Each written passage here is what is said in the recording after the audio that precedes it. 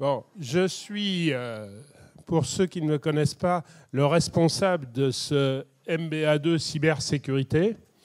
Et il y a d'ailleurs dans la salle un certain nombre de ceux qui y enseignent. Et il y a bien sûr tous les élèves de ce MBA. C'est à ce titre qu'on a organisé cette soirée autour d'un sujet dont on parle beaucoup, qui est celui des données personnelles. Je pense que personne n'a jamais entendu parler des données personnelles.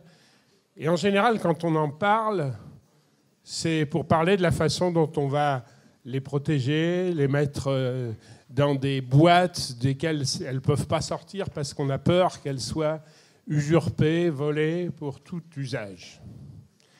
Et puis au milieu de tout ça, on a quand même besoin de s'en servir. Et heureusement, il y a des gens qui réfléchissent à la façon de s'en servir intelligemment, c'est-à-dire en veillant à ce que l'usage n'en soit pas détourné, à ce que le propriétaire sache ce qu'on en fait et qu'on le fasse en accord avec lui. Et c'est tout ce domaine qu'on appelle celui de la portabilité des données personnelles qu'on va évoquer ce soir. Donc je suis ravi d'accueillir Mathias de Bièvre, dont je ne vous raconterai pas toute la vie, mais je voudrais insister sur 2 points.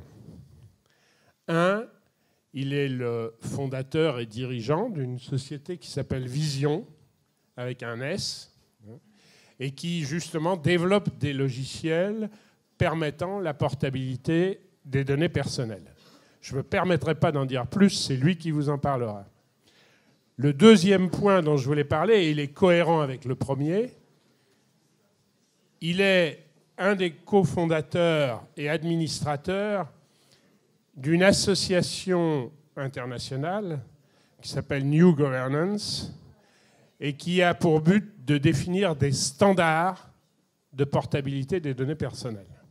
C'est une association très officielle dans laquelle il y a des représentants des gouvernements français, européens, des représentants de la Commission européenne, des représentants des associations qui se préoccupent de la vie privée et de la protection des données, et puis des experts ou représentants d'entreprises, parmi lesquels il y a Mathias. Donc vous voyez, il est au cœur de ce sujet de la portabilité des données personnelles, et il a accepté de venir nous en parler ce soir. Alors on va faire la chose suivante, je vais lui laisser la parole, il va vous faire un exposé d'une certaine durée, et puis après, j'aimerais bien qu'on lui pose des questions, et puis mener un petit débat jusqu'à épuisement. Mathias, tu as la parole. Merci beaucoup Yves.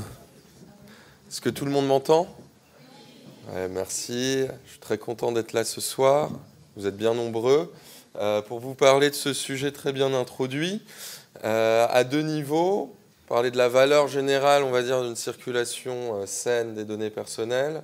Plus précisément, ce sur quoi les banques travaillent aujourd'hui.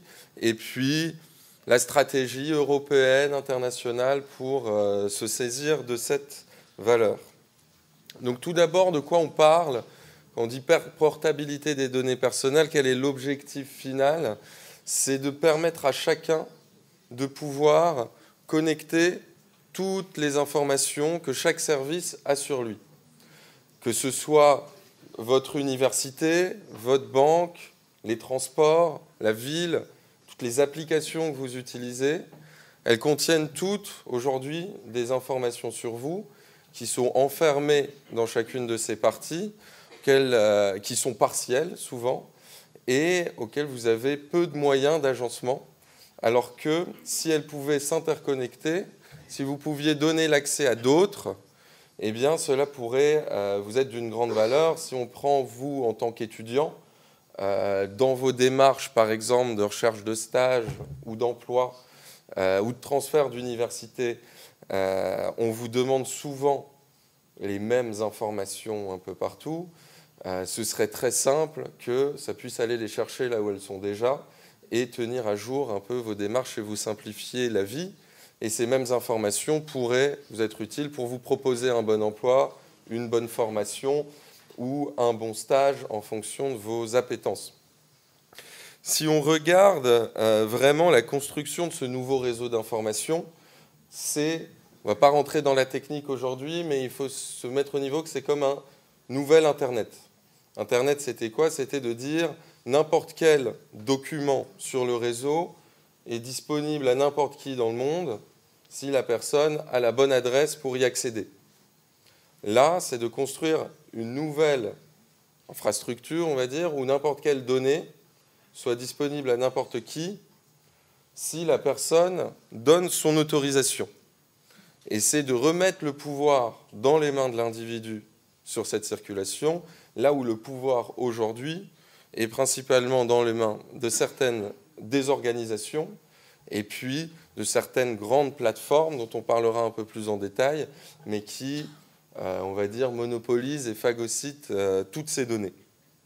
Donc voilà la valeur générale et pourquoi tant de pays, tant d'organisations autour du monde y travaillent, parce que c'est vraiment un nouveau système d'information, une nouvelle façon de communiquer pour l'humanité elle-même, une nouvelle étape dans la façon dont on interagit et on s'échange des informations. Je passe sur ma société, Yves en a parlé, on travaille depuis plusieurs années sur le sujet. On a un outil qui permet cet échange de données sous le contrôle de la personne. On est à l'initiative de cette organisation internationale et on travaille dans différents projets, dans la mobilité, dans les smart cities, dans certains projets banques dont je vous parlerai rapidement, enfin non, plus en détail, et dans des projets sur l'emploi dans les Hauts-de-France et puis un peu autre part dans le monde. Donc la portabilité, pour permettre cette circulation sous le contrôle de la personne, rapidement un peu de juridique quand même, parce que c'est important à comprendre. La portabilité, c'est un droit que nous avons tous ici en Europe. Vous pouvez aujourd'hui aller demander à n'importe quelle organisation qui a des données sur vous de les transférer à une autre organisation. C'est un droit qui a été instauré par le RGPD, dont vous avez dû entendre parler, le règlement général sur la protection des données, qui est entré en vigueur en 2018 et qui s'applique sur toute l'Europe, à tous les citoyens européens ou à toutes les personnes qui sont en Europe. Donc vous avez ce droit aujourd'hui de pouvoir soit récupérer vous-même vos données, soit les transférer pour passer d'un service à l'autre. Il est peu opérationnel, véritablement. On verra pourquoi, mais aujourd'hui, si vous l'exercez, ce sera un échange de mails avec une personne. Ce sera compliqué à faire. Ce qui est important de comprendre, c'est que géopolitiquement, l'Union européenne, la Commission européenne a instauré le RGPD et particulièrement ce droit à la portabilité pour se redonner un peu de change et d'espoir, on va dire, dans l'économie numérique. Là où ils ont vu qu'aujourd'hui, toute innovation, toute opportunité de croissance passait par l'utilisation plus fine de données et que les Américains, les Chinois avaient un grand temps d'avance. Par ce droit, se donne la possibilité de rapatrier et de réutiliser un certain nombre de données. Ne serait-ce que si on pense à l'intelligence artificielle, tout ça ne sera fonctionnel que s'il y a un grand nombre de données qui puissent être traitées par les algorithmes. Ça permet de le faire également. Depuis, il y a le Japon, la Thaïlande, le Kenya, le Brésil, la Californie et d'autres, l'Australie, qui passent des législations similaires un peu partout dans le monde parce que tout le monde voit la valeur de cette nouvelle circulation et d'ouvrir tout un tas de données à tout un tas de nouveaux acteurs. Sur les banques, parce qu'on va préciser un peu notre propos sur les cas et les enjeux pour les banques, elles ont deux situations.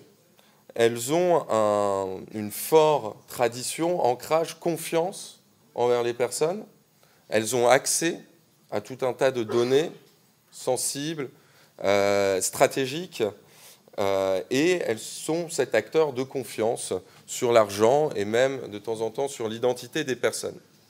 Mais elles ont très peur aujourd'hui, très peur de nouveaux entrants, des néobanques, très peur aussi des grandes plateformes, que ce soit Apple, Google, Facebook. Tout le monde sort ces systèmes de paiement et réfléchissent en effet à des nouveaux services qu'elles pourraient proposer à leurs clients. Un de ces grands services, c'est j'en ai listé plusieurs, on va les dire à l'oral, de devenir, elles se disent, bon, on protégeait l'argent des personnes, demain, on peut protéger leurs données.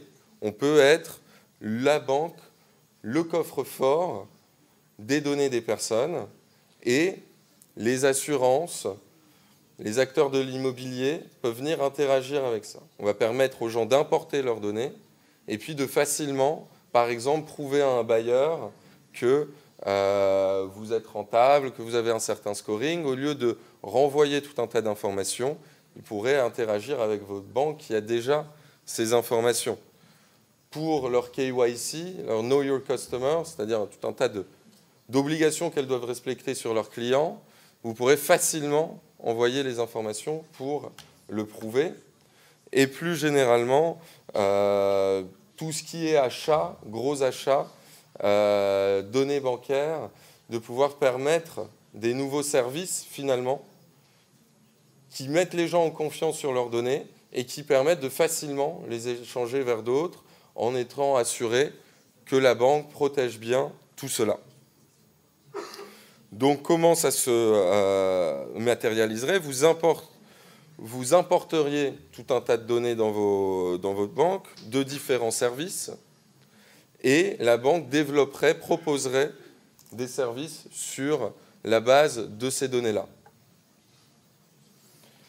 Le problème qu'il y a aujourd'hui, et les banques françaises ou autres réfléchissent depuis un certain nombre d'années à le faire, mais ne font rien effectivement, c'est qu'il n'y a pas de règles, il n'y a pas de standards clairs sur facilement importer ces données et facilement les échanger. Par exemple, vous avez tous entendu parler de Cambridge Analytica, j'imagine, ou du scandale de Facebook sur les données personnelles. C'est parce que Facebook donnait accès à tout un tas de données qu'ils avaient chez eux à des acteurs tiers et n'en contrôlait pas forcément l'usage. Et il y a eu différents scandales, notamment dans les élections américaines, britanniques et en Afrique, sur l'utilisation de ces données. Donc les acteurs ont très peur d'ouvrir des données ou de les faire circuler à l'extérieur parce que on ne sait pas, il n'y a pas de règle claire sur qui est responsable de quoi dans cet échange de données. Et les banques ont peur de se dire, bon, ben moi, je n'ai pas envie d'être dans un autre scandale parce que j'ai ouvert les données. Donc il y a un manque de règles juridiques déjà. Et ensuite, il y a un manque technique, sans rentrer trop dans la technique, mais il y a un manque technique d'interfaçage entre les systèmes d'information pour que cet échange se fasse simplement. Et c'est très, très coûteux. On a donc besoin de standards. On a besoin de standards qui feront diminuer les coûts, parce que les coûts seront mutualisés, et diminuer les risques, parce que tout le monde se met autour de la table pour décider de règles ensemble, et ce n'est pas une seule banque ou un seul acteur qui décide seul des règles.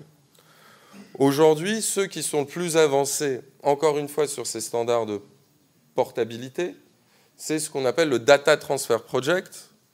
C'est Google, Facebook, Microsoft, Apple, Twitter qui se sont mis ensemble pour déterminer ces règles-là.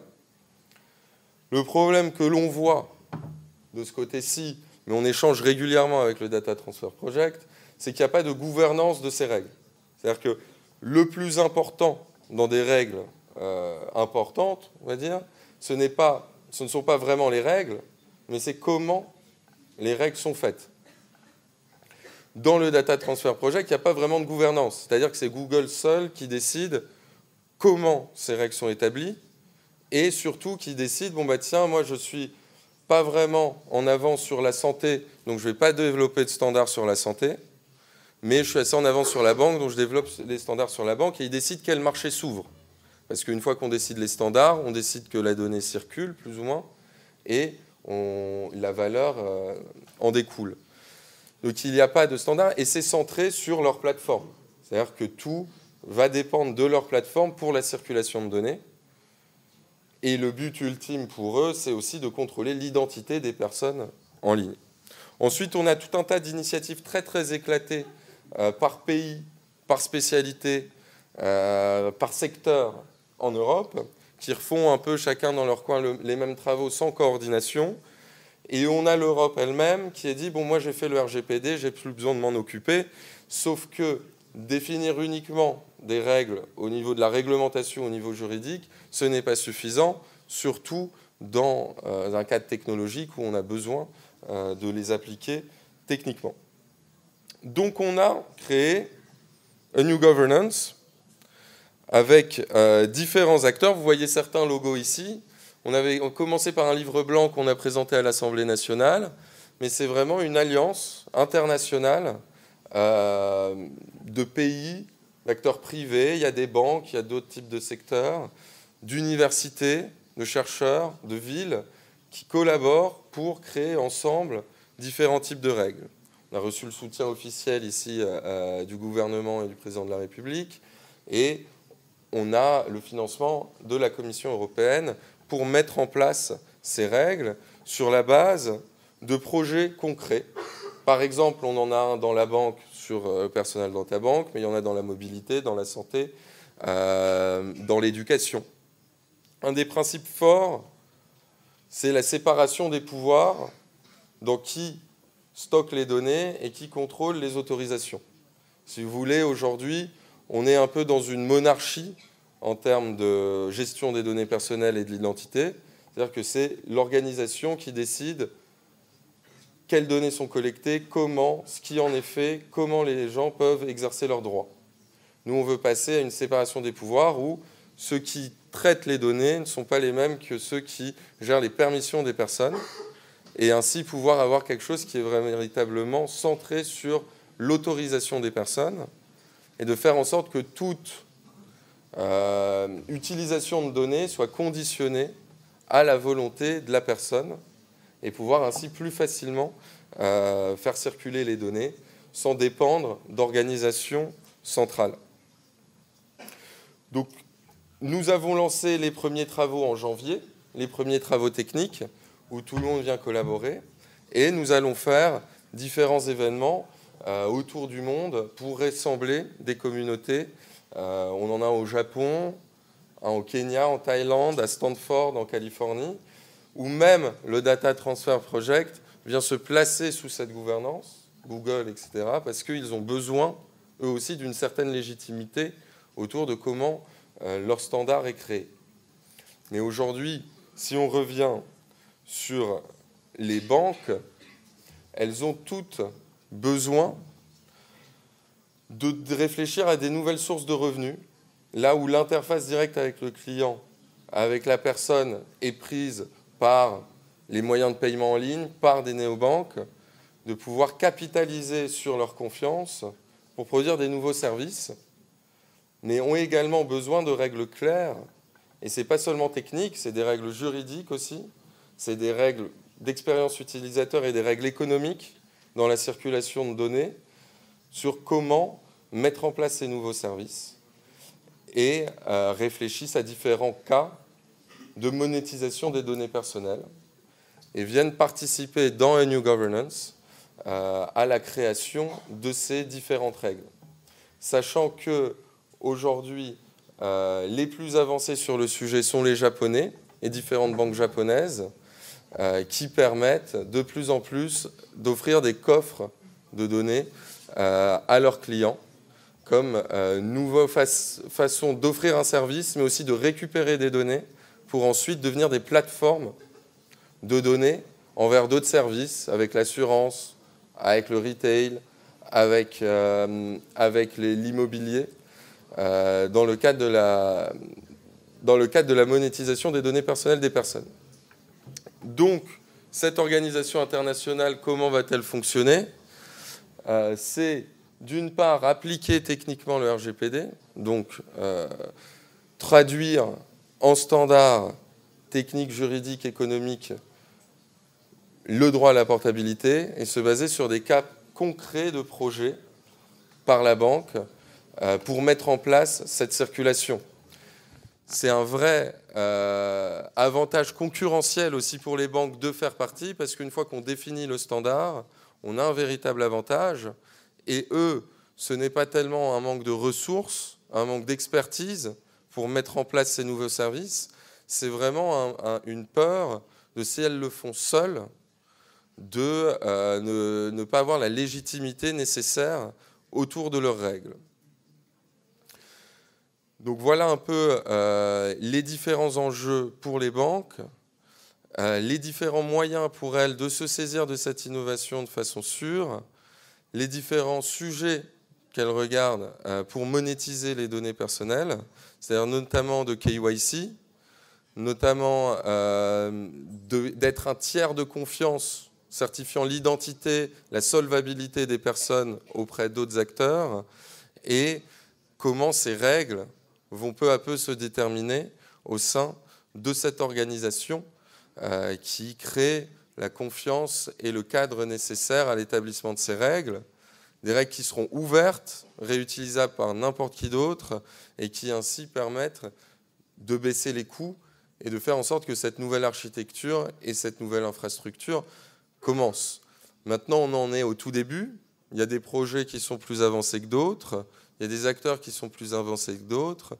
Mais c'est vraiment, ça dépend vraiment dans chaque secteur, et notamment dans le secteur bancaire, des acteurs industriels, des banques traditionnelles qui veulent sauter le pas, qui comprennent l'utilité de la monétisation et de l'échange de données, et qui comprennent aussi qu'elles ne peuvent pas tout faire seules. Je ne vais pas citer de nom, mais il y avait une grande banque française qui voulait développer un service de single sign-on. Je ne sais pas si vous voyez ce que c'est quand vous allez sur un site, il y a se connecter avec Facebook, se connecter avec Google, etc. Elle voulait développer, elle avait pris des gens pour dire, bon ben maintenant, les gens vont pouvoir faire se connecter avec le nom de la banque. C'est-à-dire, il y a des gens qui croient encore qu'ils peuvent devenir Google sur les données et qui vont pouvoir rapatrier toutes les données. Il y a une problématique là-dessus, c'est qu'ils n'ont pas la plateforme et la puissance nécessaires pour le faire aujourd'hui, et puis que de toute façon, si ça, ils voulaient le faire seuls, ça voudrait dire qu'ils devraient développer seuls toutes les connexions et tous les liens de données avec toutes les bases de données du monde, ce qui est énorme et ce qui est infaisable. Aujourd'hui, cette organisation, A New Governance, permet de mutualiser les coûts autour de la planète pour créer ces nouvelles routes de la donnée et ainsi permettre à beaucoup plus d'acteurs de participer et de bénéficier de l'innovation qui découle de cette donnée. L'innovation est ensuite illimitée. Une fois qu'on peut avoir accès à tout type de données, c'est vraiment au sein des banques, et là je parle peut-être futurs d'entre vous qui vont travailler au sein des banques, au sein de départements d'innovation, il va s'agir de pouvoir se demander, dans la vie des clients de la banque, quelles sources de données, quels services on va pouvoir développer en ayant accès à tout un tas de données pour leur faciliter la vie, pour améliorer le service qu'on leur rend, et comment on va le mettre en place via notamment cette nouvelle architecture. J'espère que c'était clair. Moi, ce que je souhaitais surtout aujourd'hui, c'était un peu vous ouvrir l'esprit sur cette nouvelle façon de faire circuler de l'information, sur les nouveaux cas plus spécifiques pour la banque de le faire, et puis d'entendre votre avis sur peut-être des idées de ce que la banque pourrait proposer et comment construire des projets pour le mettre en œuvre et créer l'innovation dans le secteur bancaire. Merci beaucoup.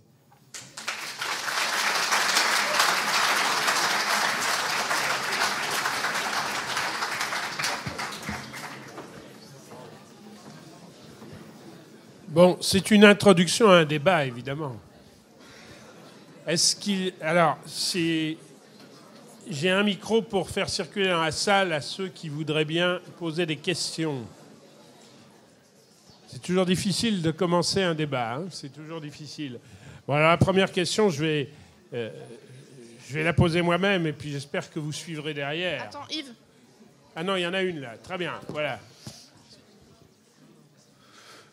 Bonjour.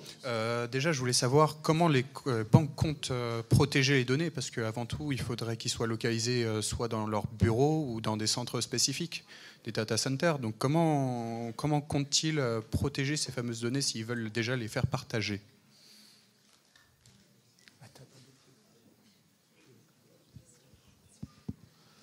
Oui, merci pour votre question. Alors, les banques ont déjà tout un haut niveau d'exigence de sécurité sur les données qu'elles ont. L'idée, c'est de capitaliser sur cette confiance et cette infrastructure qu'elles ont déjà pour mettre d'autres données sous le cadre de la même protection. Donc ils protègent leurs données et c'est fait en interne, c'est bien ça? Le centre, oui. le centre qui contient toutes les données, Oui. le data center, il est où en général pour les banques? À l'étranger ou sur Non, leur territoire? le centre est sur le territoire. C'est toujours une obligation, notamment avec le RGPD, mais c'était le cas avant pour les banques, de stocker les données sur le territoire.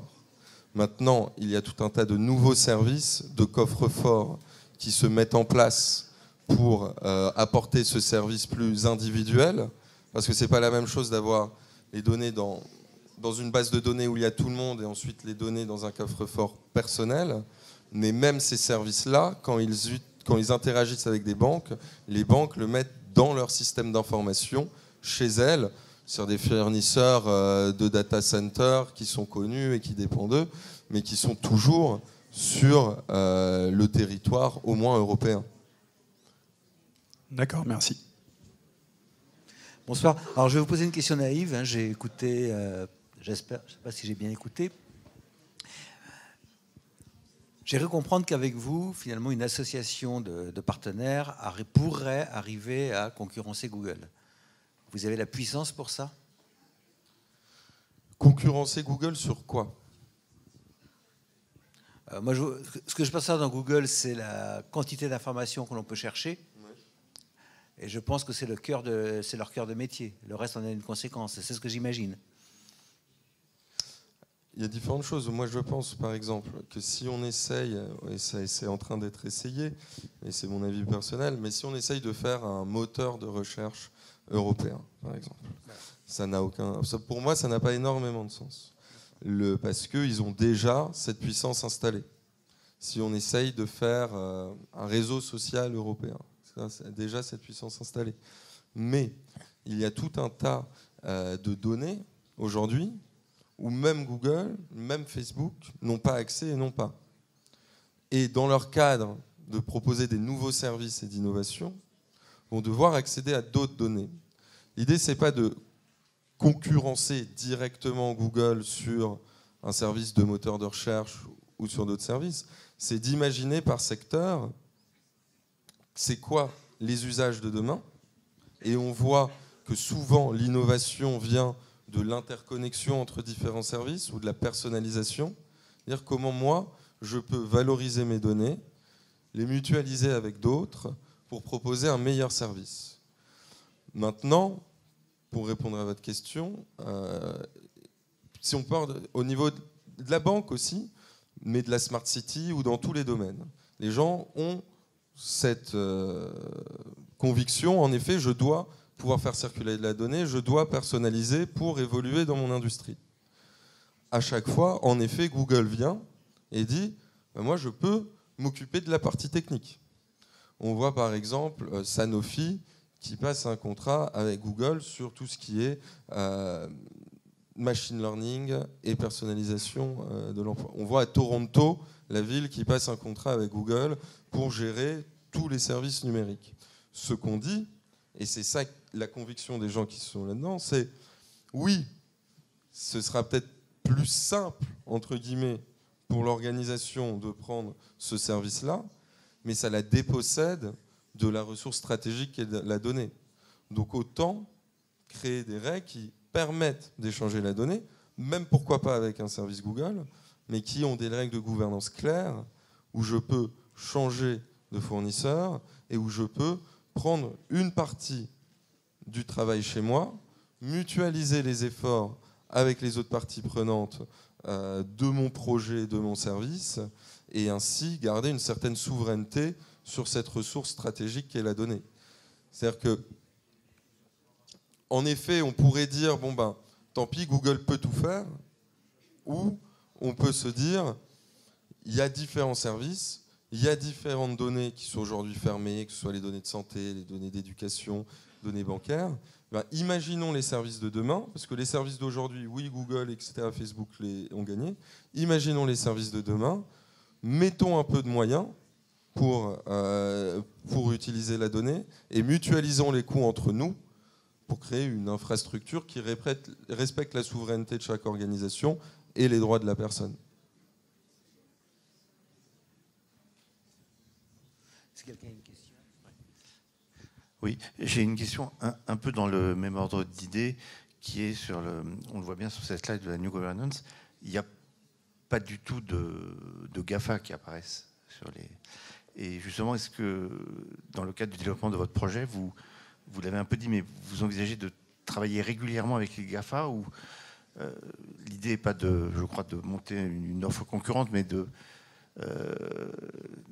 se développer parallèlement avec eux. Enfin, comment vous organisez les relations et pourquoi n'y a-t-il pas un logo des GAFA sur la slide qui est là? Là, sur la slide qui est là, c'est parce qu'au départ, il s'agissait de monter quand même une initiative avec différents acteurs qui veulent aller dans la direction que je viens de décrire. De toute façon, sur ce qu'on veut faire, il serait naïf de penser qu'on peut faire sans les GAFA ou sans leurs données. L'idée, c'est, là, moi je reviens de Californie, où j'ai eu différents entretiens avec le Data Transfer Project. Eux ont fait déjà tout un tas de travaux techniques sur les sujets de portabilité et cherchent une gouvernance, un modèle de gouvernance pour leurs standards. Et on est en discussion pour collaborer. Mais l'idée est de dire, même eux, par le Data Transfer Project, voient que l'ampleur du projet nécessite une alliance vaste que seul même Google ne peut pas faire. Donc il faut collaborer, il faut voir leurs données, par exemple sur la mobilité ou LinkedIn, sur les compétences, etc., peuvent être très utiles aux acteurs. Les acteurs ici, que ce soit les villes, que ce soit les États, que ce soit d'autres types d'organisations, peuvent, en ouvrant leurs données, commencer à créer un rapport de force où il y a certaines règles qui peuvent être imposées. L'idée, c'est de doter un peu tous les acteurs qui ne sont pas les GAFA des moyens de commencer à faire circuler de la donnée, à proposer des nouveaux services, et par la valeur de leurs données, parler d'égal à égal après. Faire créer, pas un rapport de force, mais voilà, un échange où certaines règles peuvent être décidées ensemble et pas seulement par ces acteurs, ce qu'ils ne veulent pas non plus. Ils ne veulent pas du tout être seuls à décider des règles. Pas du tout. Donc l'idée n'est pas de concurrencer, mais je pense que, parce que sur leurs services d'aujourd'hui, il n'y a pas de raison, enfin, il n'y a pas de moyen de concurrencer, mais sur les services de demain, que ce soit dans n'importe quelle verticale, soit dans la banque, dans la santé, dans l'éducation, dans la mobilité, de réfléchir à comment collaborer ensemble avec des règles claires et en mettant le droit de la personne en son centre. Bonsoir. Alors j'avais une question. Donc si j'ai bien compris, les données des clients bancaires seraient utilisées par la banque afin qu'ils puissent créer de nouveaux revenus, si c'est bien ça. Quelle serait la contrepartie effective? Parce que vous parlez de services rendus par la banque auprès des clients. Quel serait le genre de service proposé aux clients, du coup? Et aussi, quand est-ce que vous pensez qu'en France, il y aurait une mise en place effective de ce genre de service? Alors, merci beaucoup pour votre question. Un des cas majeurs qui est étudié, c'est... tout le monde voit ce que c'est le KYC? Oui. Bah, c'est d'être un pourvoyeur de KYC. La banque a déjà fait l'effort, elle a l'obligation de le faire. Quand vous voulez acheter une maison, par exemple, ou un appartement, le bailleur va vous demander tout un tas de documents et de preuves de votre identité, de votre solvabilité, que la banque a déjà. Donc au lieu que vous lui envoyez les documents, que lui passe son temps à les traiter, eh bien, il pourrait directement demander à la banque, oui ou non. Il a oui, ça fait gagner du temps à tout le monde. Et la banque se rémunérerait sur ce service-là, où le coût au bailleur sera moindre que le coût de son temps passé à traiter les documents. Sur la mise en œuvre concrète de cela, on va dire que ça fait peut-être 4 ans que des grandes banques françaises sont en train d'étudier plus ou moins le sujet. Ils sont en train de se cristalliser maintenant, mais le grand frein à la mise en œuvre, c'est pas forcément des questions de ROI, c'est pas un manque de capacité technique ou de ressources pour le mettre en œuvre, c'est une peur de dire je vais commencer à ouvrir mes données, il n'y a pas de règles claires, si je suis seul à décider et que ça se passe mal, le petit bailleur ou l'autre, c'est pas lui qui va se retrouver en une des journaux. C'est moi en tant que grande banque et institution. Et c'est pour ça qu'elles sont très intéressées par ce type de mécanisme, parce que si autour de la table, il y a le régulateur, il y a la CNIL, il y a les autres banques aussi, et qu'on décide ensemble des règles de responsabilité juridique, au bout du compte, eh bien, ça diminue largement leurs risques. Sur la mise en œuvre, moi je pense que, sauf si, mais on le voit même dans le retail, il y a des grands problèmes sur le sujet, je pense que si c'est pas dans l'année, dans les 18 mois, il y a beaucoup de valeurs qui vont être prises par les nouveaux services en ligne qui vont proposer des choses plus personnalisées et plus innovantes sur le sujet. Bonsoir. Donc, si je comprends bien, donc, vous voulez en fait pouvoir conserver toutes les données des personnes et pouvoir les vérifier afin que les banques puissent avoir une véracité de la solvabilité de leurs clients. Non, là c'est déjà les... C'est-à-dire que ce que je veux dire, c'est que ce travail que la banque a déjà fait, sur la vérification de la solvabilité d'un client, oui, et peut être utile, cette information ou le scoring oui, peut être utile à d'autres acteurs qui n'auront pas à refaire le même travail. d'accord. Et donc si ces autres acteurs, type le bailleur, type l'assureur, peuvent interagir avec la banque sous le contrôle de la personne, évidemment, et de son information et de son autorisation, eh bien, ça ferait gagner du temps à tout le monde. Oui, mais maintenant, nous sommes dans un monde où les institutions préfèrent passer par la blockchain. Oui. Donc, pourquoi passer par vous au lieu de passer par la blockchain ? Alors là, c'est par moi, vous voulez dire par mon entreprise, oui, par exemple non, par le modèle que vous venez d'exposer. Ah non, mais sur la vérification, sur l'authentification, sur comment on respecte l'autorisation des personnes, il y aura forcément de la blockchain. Ce qui manque aujourd'hui, c'est pas tellement les briques technologiques.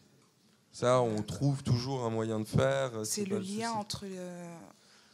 C'est que les acteurs autour de la table se fassent confiance pour échanger des informations. Après, derrière, on va utiliser telle chose.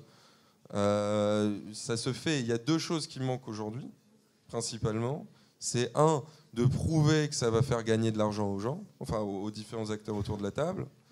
Et 2, un modèle juridique de responsabilité.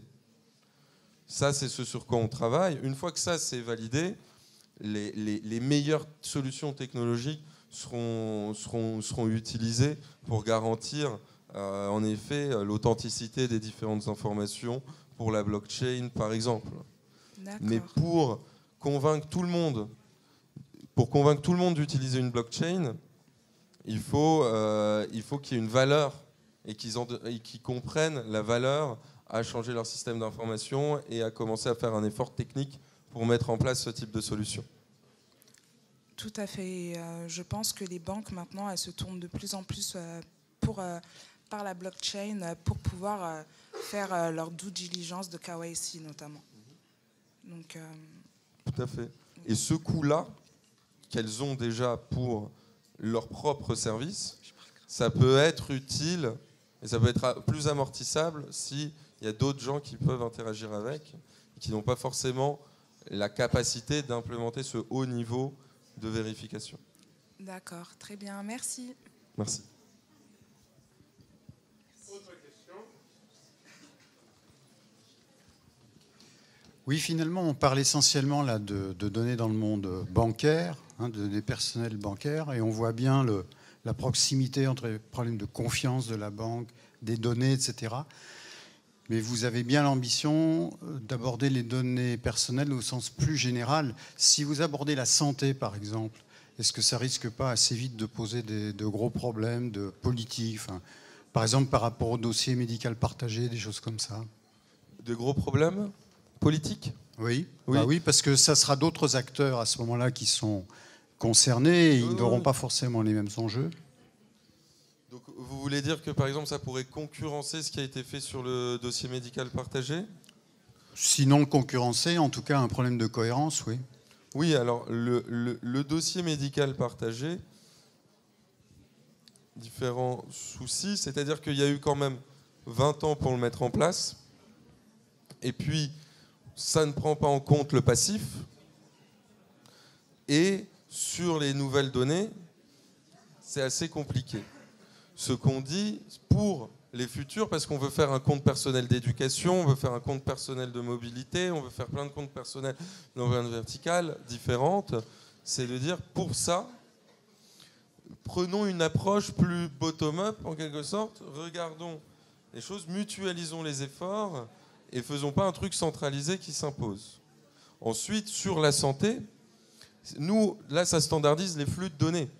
Le dossier médical partagé, c'est un réceptacle de données.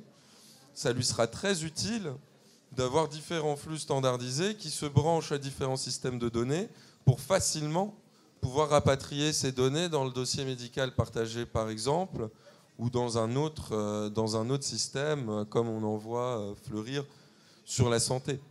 Je pense que la concurrence politique, elle est importante à prendre en compte dès le début, qui est de faire en sorte que dès le début, les acteurs publics soient autour de la table dans ces discussions-là et dans leur mise en œuvre, et surtout pour ne pas réinventer la roue quand il y a des choses qui sont déjà faites dans certains de ces cas-là.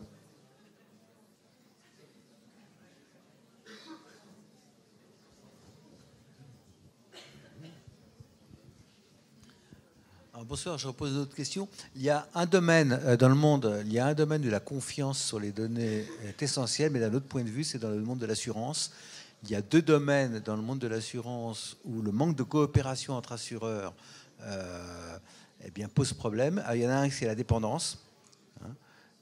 À tel point qu'il y a des moments dans les débats où on se demande si l'assurance dépendance ne sera pas obligatoire, parce que les assureurs n'échangent pas, n'ont pas confiance pour échanger les données. Or, les assureurs ont besoin de statistiques sur des volumes immenses pour pouvoir faire des produits intéressants.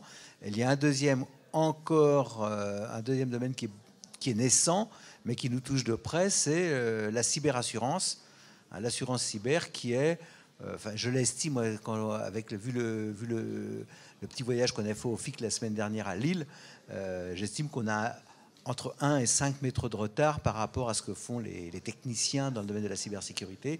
Est-ce que, par rapport à ces deux problématiques-là, donc de faire coopérer les assureurs pour qu'ils aient des statistiques, est-ce que vous apportez des solutions, est-ce que vous avez des préconisations? Donc vous parlez d'échange de données, on va dire, entre concurrents? Alors le problème, c'est de mutualiser les données des concurrents de façon à pouvoir faire des statistiques sans violer le secret professionnel sur les concurrents. Alors, il y a différentes choses, c'est-à-dire il y a deux niveaux à votre question. Il y a un niveau, on va dire, économique et un niveau technique. Au niveau économique, c'est toujours compliqué. Là, si on va proposer des projets aux banques, aux banques c'est déjà fait, mais à n'importe quelle organisation pour dire on va standardiser des flux vers votre concurrent et ce sera très simple, ça ne va pas prendre. Il y a deux types de portabilité pour nous. Il y a la portabilité concurrentielle, on la connaît, et il y a la portabilité complémentaire, où différents services complémentaires s'échangent des données. Pour faire partir la machine, la plupart des projets qui viennent et qui fonctionnent, c'est sur la portabilité complémentaire. Maintenant, sur l'enjeu technique dont vous parlez, il y a Google, justement, qui a sorti un outil, une technologie qui s'appelle Private Join and Compute, qui permet ce type de statistiques, sans centraliser les données et sans dévoiler les données de chacun, mais de tirer des agrégations ou des statistiques générales. Donc ça pourrait être une solution technique au problème que vous évoquez. Après, c'est moins une question, c'est comme je disais à mademoiselle, c'est moins une question généralement technique, on sait comment mettre en œuvre les choses, c'est une question de volonté entre les acteurs de commencer à collaborer pour créer des nouveaux services. Et pour finir de répondre à votre question, on pourrait faire un projet entre quelques assureurs qui veulent jouer le jeu, le mettre sous cette houlette-là, dire ça permet d'avoir le standard, ça permet de bénéficier de toute une expertise internationale pour le mettre en œuvre, et eux, derrière, il y a des modèles de rétribution sur leurs données dans le cadre de ces statistiques, par exemple, qui pourraient les intéresser. Je ne suis pas expert là précisément du domaine de l'assurance pour voir ce qui se discute, mais s'il y a des gens qui veulent le faire, là, ça leur permet d'avoir un cadre réglementaire, éthique et technique pour mettre en œuvre cela. Bonsoir. J'ai juste une question par rapport au droit de la portabilité qui aujourd'hui est gratuit. Et en fait, dans un futur peut-être pas si lointain, ça va induire des coûts, notamment aussi au niveau du stockage, avec des enjeux géopolitiques incertains et aussi climatiques. Est-ce que finalement, c'est pas ça qui va limiter cette portabilité et j'aimerais en fait avoir un peu votre opinion par rapport à ces problématiques-là. Alors, c'est une question très importante, merci beaucoup. En effet, avoir un modèle gratuit, entre guillemets, sur la portabilité ne prendra pas. Il y a deux niveaux. Sur le business model, l'idée que nous, on porte et qu'on met en place, expérimente aussi dans ce cadre-là, parce que c'est des nouveaux modèles économiques, c'est de dire, bon, si un service importe des données d'un autre, pour améliorer son service, pour faciliter l'expérience utilisateur ou d'autres raisons, il y aura une commission qui est payée au service initial détenteur de données, qui a, lui, stocké, maintenu, mis à jour les données. Donc ça permet aussi, parce que sinon, tout le monde dirait non, moi j'ai beaucoup investi dans mes données, je ne vais pas les rendre gratuitement accessibles à d'autres. Et ensuite, il y a un coût de transfert, en effet, qui est géré par l'opérateur de l'échange, qui pourrait se prendre une commission de la commission, si vous voulez. Ça, c'est sur le côté économique. Sur le côté écologique, je ne suis pas expert non plus.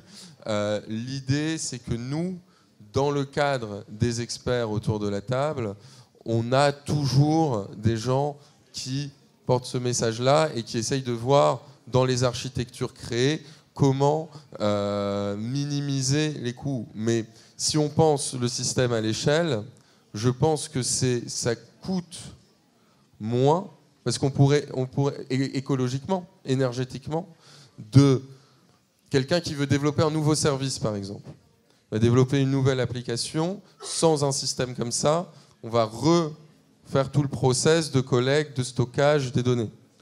Avec un système comme ça, on peut mutualiser, utiliser les données d'un autre et donc limiter le coût écologique de notre propre application là-dessus. Est-ce que ça répond plus ou moins à votre question ?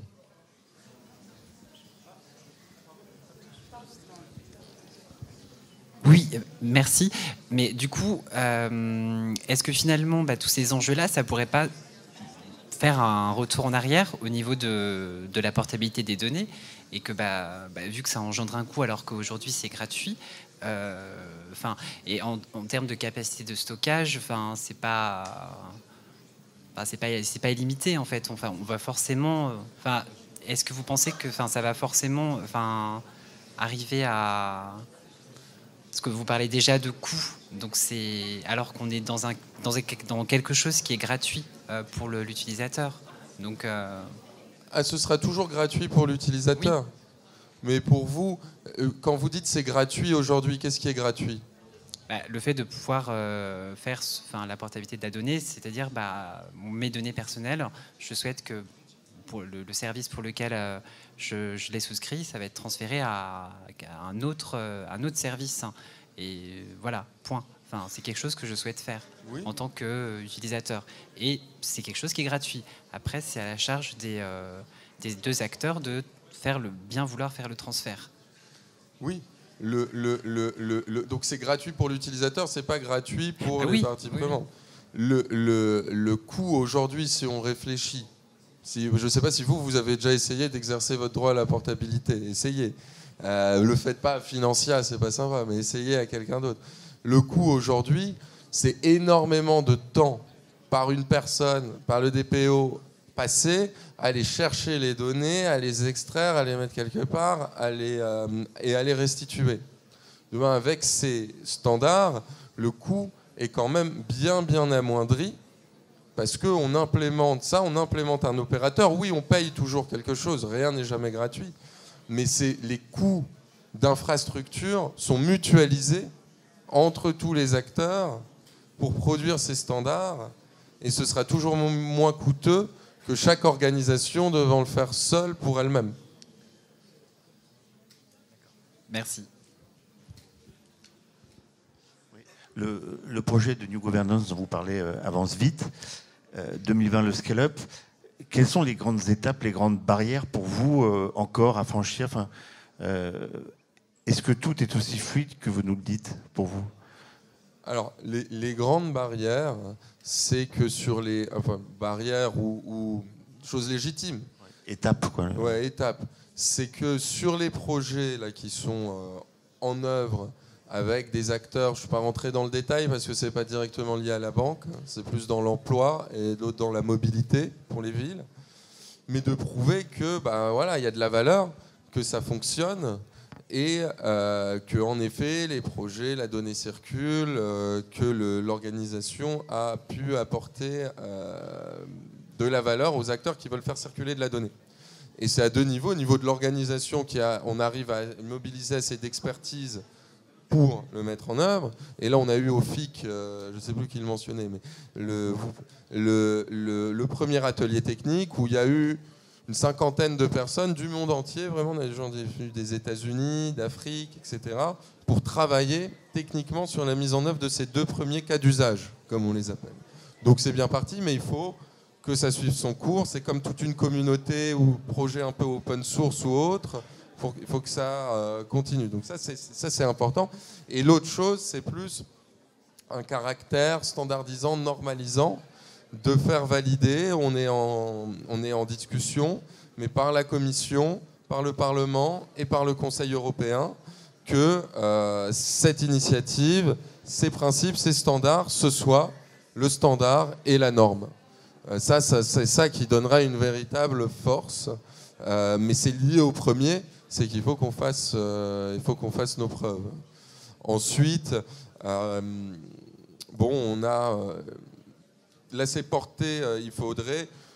Plus il y a de projets qui viennent et qui apportent leur expertise et leur verticale, plus ça permet d'élargir le scope de ce que l'infrastructure finale pourra supporter. Et en termes de timing, ça... En termes de timing, je ne sais pas à quel point ça c'est confidentiel, on verra pour la vidéo, mais on a le gros événement avec les acteurs institutionnels que je mentionnais début mars pour faire un PPP, un Public-Private Partnership. Si vous voulez, il y a quelque chose qui s'appelle FiWare, je ne sais pas si vous connaissez, c'est Orange, Atos, Telefonica et d'autres qui se sont mis ensemble pour faire des standards Smart City, donc pas directement liés à ce qu'on fait, c'est connexe mais pas directement lié. Ils ont levé un demi-milliard, dont 100 millions par la Commission européenne. Donc nous, on veut construire quelque chose de similaire. Donc ça, c'est une première étape. Et ensuite, les projets en eux-mêmes, les cas d'usage, on vise une première implémentation sérieuse entre différents acteurs d'ici la fin de l'année, d'ici un an. Merci. Bonsoir. Moi, j'aimerais savoir, ça fait aujourd'hui combien d'années que votre entreprise elle a été créée? Alors, mon entreprise, ça fait 2 ans. Maintenant, A New Governance, c'est différent. C'est-à-dire qu'il y a A New Governance, qui est une organisation, enfin, à but non lucratif, une ONG, qui, eux, font les standards, la communauté, etc. Moi, mon entreprise, c'est un outil qui va implémenter, appliquer le standard. L'entreprise, ça fait 2 ans. D'accord. Le A New Governance, c'est beaucoup plus, c'est plus récent, ça fait 1 an et demi à peu près. D'accord. Et tout à l'heure, vous avez abordé le fait que vous étiez en Californie, que vous avez eu des entretiens. Est-ce que justement, au sortir de ces entretiens-là, vous avez l'impression que voilà, le projet, il va forcément bousculer toute la tendance parce que ça fait longtemps qu'on est dans l'ancien système on-griffe. Est-ce que vous avez franchement l'impression que ça va porter? Est-ce que c'est pas juste une idée qui, pour le moment, fait bouger les choses et finalement va mourir en quelque sorte? Alors, je suis désolé, j'ai beaucoup de mal à l'entendre. Donc, si vous pouvez... Enfin, je suis pas désolé. Donc, votre question, c'est est-ce que suite à mon voyage en Californie, j'ai l'impression qu'il va y avoir une suite et que ça va vraiment prendre? Oui. Alors, ce qui est très intéressant en Californie, à la Silicon Valley, c'est que le monde entier vient là pour innover ou pour faire quoi que ce soit de la technologie. Donc, j'ai rencontré différents gouvernements. J'ai rencontré le gouvernement colombien, le gouvernement du Kenya et le gouvernement thaïlandais en Californie. Ensuite, côté américain, j'ai parlé à la ville de San Francisco, au Data Transfer Project, donc c'est Google, Facebook, Microsoft, Apple, à Stanford, qui est un peu l'université de référence là-bas. Il y a 2 choses. Première, au niveau du principe et de l'idée, tout le monde voit l'utilité de ce genre de système, en a besoin et est assez favorable que ça vienne, entre guillemets, de l'Europe parce qu'on a un petit temps d'avance sur le RGPD. Donc il y a un accueil favorable à collaborer. Maintenant, sur nous, moi je pense, mon opinion personnelle, c'est que ce que je raconte et ce que je décris, dans tous les cas, ça va se faire parce que c'est juste une façon plus intelligente de faire circuler l'information et que les humains vont le faire. C'est la prochaine étape. Maintenant, c'est qui et quand. Pourquoi nous? Parce qu'on s'est mis dedans. Maintenant, la condition de succès, c'est que ces acteurs-là que je viens de citer, que j'ai rencontrés aux États-Unis, on les engage dès maintenant dans des projets et on a un grand atelier événement à Stanford en avril pour commencer les travaux de ce côté-là, sachant que ce soit les nouvelles startups, tout ce qui est smart cities, on entend parler partout de smart cities. Les smart cities, c'est finalement de la circulation de données entre le public et le privé. Ils ont besoin de règles. Il n'y a aucune ville aujourd'hui qui a ce qu'il faut pour le faire, et les villes ne veulent pas non plus tout donner à des grandes plateformes. Et donc, on travaille avec Eurocities, mais il y a la ville de San Francisco. Eurocities, c'est les 140 plus grandes villes d'Europe. Mais il y a San Francisco, il y a la Thaïlande. Au niveau du Kenya, c'est au niveau de l'État, parce qu'ils ont une plateforme de l'emploi, ils ont besoin de connecter différents services. Donc tout le monde a besoin de ces standards, et tout le monde n'a pas forcément les ressources pour les faire tout seul. Donc c'est pour ça qu'ils sont intéressés à collaborer, à prendre ce que d'autres ont fait pour l'appliquer chez eux. Donc c'est vraiment une grande vague technologique, mais aussi conceptuelle qui arrive sur la façon dont on va gérer l'information. C'est logique. Maintenant, quand? J'espère que ça va se faire là dans les étapes que je décris. On a les bonnes alliances, on a les bonnes prochaines étapes, on a les gens qui commencent à financer, donc c'est bien parti. Mais ça rejoint la question de monsieur, c'est qu'il faut continuer à verrouiller, enfin pas à verrouiller, mais il faut continuer à prouver que ça fonctionne et avoir d'autres projets et d'autres gens qui viennent l'alimenter pour que ça vive un peu tout seul aussi, comme un grand projet de circulation de l'information pour l'humanité. Parce que ce qu'on dit, c'est qu'on produit un commun c'est une couche technologique pour que n'importe qui puisse échanger de l'information avec n'importe qui. Et si on regarde l'histoire sur Internet, comment ça a été créé, ça n'a pas eu besoin de beaucoup de fonds. C'était deux choses. C'était l'État américain qui, d'une part, a vu que cette façon de s'échanger de l'information, Internet, ça s'appelait ARPANET à l'époque, c'est-à-dire qu'on ne dépend pas d'un acteur central pour échanger, pour communiquer. Ils l'ont financé pour deux raisons. Parce que ça coûtait moins cher de faire comme ça qu'avant, et parce que si on dépend d'un acteur central, ils étaient en guerre froide. Si on se prend une bombe atomique sur Washington, par exemple, on peut plus communiquer. Là, c'est un peu pareil. Il y a les pouvoirs publics qui financent. C'est plus efficace que de faire soi-même tous les liens d'information, refaire l'information. C'est moins coûteux. Et on dépend de 2-3 gros acteurs aujourd'hui pour l'échange d'informations. S'il y a une catastrophe ou une autre, c'est fini. Donc on a les bonnes conditions, mais c'est un grand travail. Et c'est que si les gens partout dans le monde, je vais au Qatar là dans 2 semaines, c'est un peu partout dans le monde que ça prenne, que ça commence à construire leur part du boulot. D'accord. Et est-ce qu'aujourd'hui vous avez eu à rencontrer des gens qui étaient aussi porteurs en quelque sorte du même projet que vous avez aujourd'hui, c'est-à-dire qui vont quand même dans la même vision que vous? Est-ce que vous avez échangé avec eux? Il y a eu un partage d'expérience et tout? Bien sûr, bien sûr. Alors, il y a pour répondre rapidement, il y a une organisation, une autre ONG dans laquelle on collabore, qui s'appelle My Data. Donc, ils sont dans 40 pays. Ils portent tous un peu le même message. Eux, organiser des événements et font plus de la sensibilisation sur le sujet. Mais il y a des milliers de personnes et experts là-dedans qui sont en fait les experts aujourd'hui de New Governance, qui viennent participer là-dessus.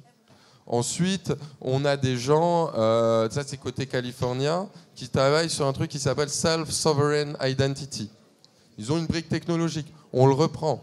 Il y a des gens qui ont travaillé sur des standards de l'autorisation des personnes, on reprend. Parce que le but, c'est au Japon, ils ont très avancé au Japon sur le sujet. Le but, c'est ce qu'on dit toujours, nous on n'est pas là pour réinventer la roue. On est là un peu pour harmoniser et concentrer des efforts. Mais il y a plein de gens qui ont développer des briques de ça, on les reprend et on les applique avec des gros acteurs pour que ça commence à prendre. Mais l'idée n'est pas d'avoir des concurrents. L'idée, c'est de voir comment on peut collaborer avec d'autres. Et nous, la couche finalement qu'on propose, c'est une gouvernance internationale de ça et une plateforme centrale où les décisions sont prises de façon ouverte. D'accord, merci bien. Merci pour vos questions. La Chine... moi j'ai été contacté par le A New Governance chinois, donc ils ont un truc un peu similaire. On va voir. Pour l'instant, la Chine, je veux dire, après on touche à des questions beaucoup plus profondes.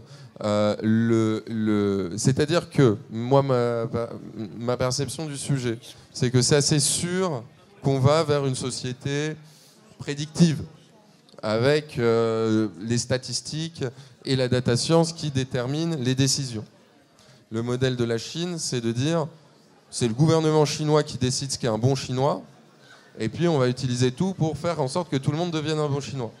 Le modèle, moi, personnellement, que je porte, et qui est au cœur de ça, c'est de dire chacun décide ce qui est bon pour soi, et les technologies l'aident à accomplir ce but.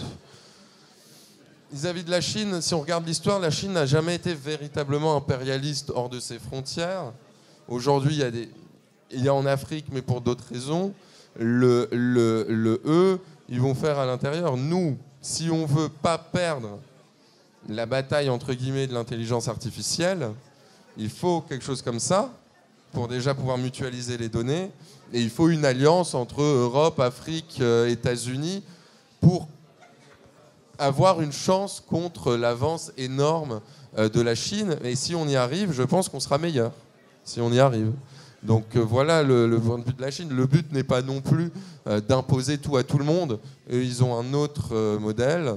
C'est 2 modèles de société différents pour l'humanité. C'est peut-être bien pour l'humanité de ne pas mettre tous ses œufs dans un même panier. Mais j'ai pas eu plus de contact que ça avec la Chine pour l'instant. Plus avec Taïwan. Je me réserve juste la dernière question, parce qu'on parle beaucoup de données personnelles.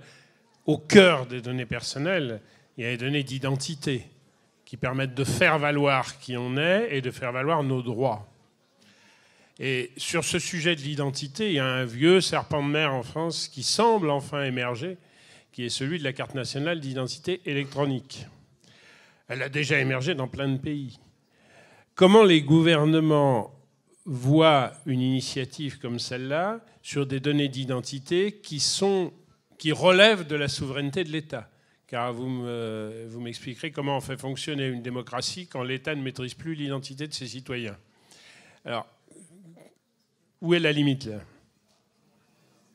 Vous voulez dire que ça donne énormément de pouvoir à la personne vis-à-vis de l'État. Mais déjà, est-ce que l'État coopère à ça? Et comment s'articule ce projet avec les projets de carte nationale d'identité électronique? Alors, l'État coopère à différents niveaux, on va dire, au niveau des collectivités et autres. Au niveau de l'administration centrale, on va avoir un rendez-vous là avec personne qui gère ça à la DINUM pour voir comment collaborer. Je pense qu'il y a différentes choses. Sur France Connect, sur les questions d'identité, l'idée n'est pas de remplacer l'État sur ce pourvoyeur d'identité, mais de voir comment on peut... encore une fois, c'est une question de mutualisation de coûts et comment cette identité peut s'interfacer avec d'autres services. Sur la CNI, enfin la carte d'identité numérique, je sais qu'il y a des réflexions en cours. J'ai participé à certaines de ces réflexions. L'idée des experts, c'était quand même de dire on doit y arriver vite avant que d'autres modèles de validation d'identité ne prennent le pas.